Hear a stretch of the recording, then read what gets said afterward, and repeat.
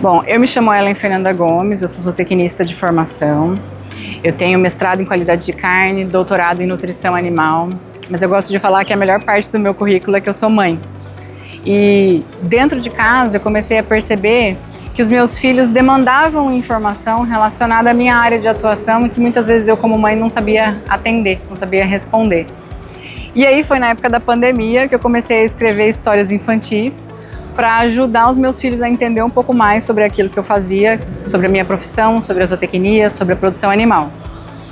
O primeiro livro ele surgiu para falar sobre a importância do consumo de carne, que a gente tinha muito visto nas redes sociais durante o período que a gente ficou dentro de casa, uma informação ruim sendo veiculada, falando mal do consumo de carne, da produção animal, que a vaca era vilã do efeito estufa e que as pessoas, numa tentativa de preservar o meio ambiente, deveriam reduzir o consumo de carne. Então eu falei, a gente precisa tratar sobre esse assunto, abordar esse assunto de uma maneira que as pessoas entendam a realidade por trás de toda essa produção animal que tem evoluído tanto nos últimos anos, né?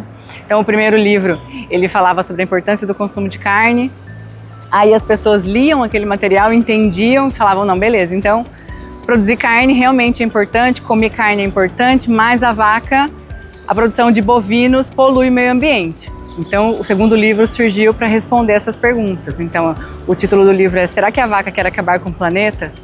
E aí a gente explica o que é um animal ruminante, que gás é esse que a vaca produz dentro do rumen e por que ele não é o vilão do efeito estufa como as pessoas acreditam.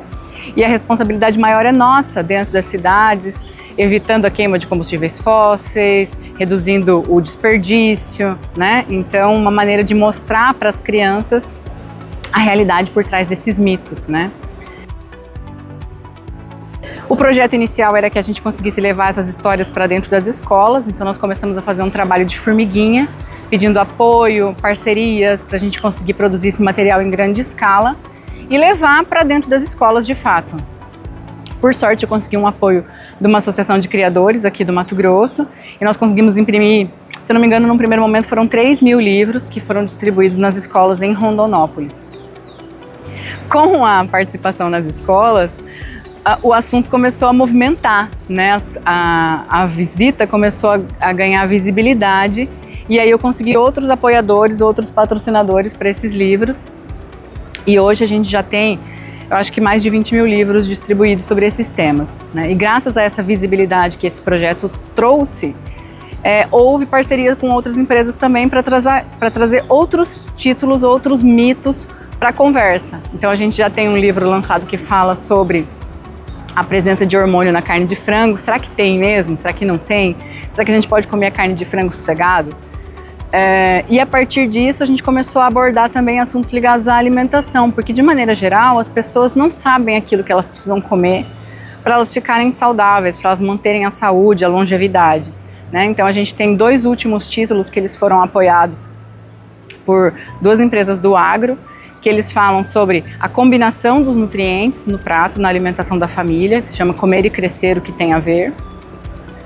E o mais polêmico, que foi o último que foi lançado, que é o mito dos agroquímicos, né? Então as pessoas têm muito medo, não só da proteína de origem animal, mas também dos vegetais frescos, né? Então muita gente deixa de colocar frutas como morangos, cerejas, mesmo hortaliças na mesa da família, com medo dos agroquímicos, já que o produtor rural ele é taxado por um uso excessivo de agroquímicos nas lavouras, né? E nós vivemos num estado em que é o maior produtor de soja, de algodão, de milho, e a gente precisa abordar esses assuntos para que as pessoas não tenham medo do produtor rural, para que as pessoas não tenham medo de colocar comida de verdade na mesa da família, né? E trazer saúde através daquilo que a gente come.